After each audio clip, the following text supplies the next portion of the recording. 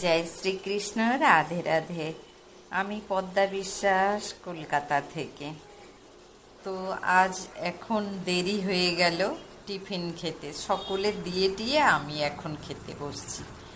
দেখুন, মানে এই খাবার দেখে অনেক পদ্মার বচন বলছি, যা মনে আসে তাই বলি, তাই আজও তাই বলছি।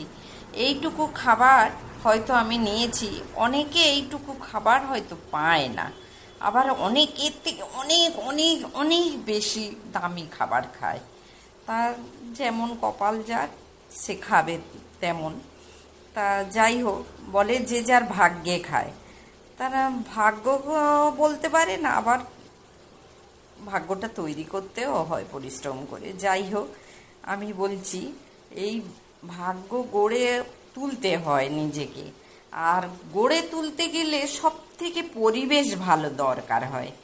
নিজের লেখাপড়া কথা বলছি, ছোট্ট শিশুকে পড়াশোনা করে মনের মতো মানুষ করতে হবে। তাহলে সেই মানুষ করতে গেলেও বাড়ির পরিবেশ ভালো হতে হবে, আশেপাশের পরিবেশ ভালো হতে হবে, পাড়ার পরিবেশ ভালো হতে হবে। না তো একটা মেধাবী ছাত্র বা ছাত্রী নষ্ট হয়ে যায় পরিবেশের গুণে। তা হয়তো ভালো মেধাবী ছাত্র বা ছাত্রী আছে, কিন্তু আশেপাশের এত এত নোংরা পরিবেশ, মানে পড়াশোনার সর্বদাই হেনস্থা করবে হয়তো ইচ্ছা করে। হ্যাঁ, তাদের মেন্টাল শান্তি যদি না থাকে, তা পড়াশোনায় কি করে করবে, না দাঁড়াবেন কিভাবে?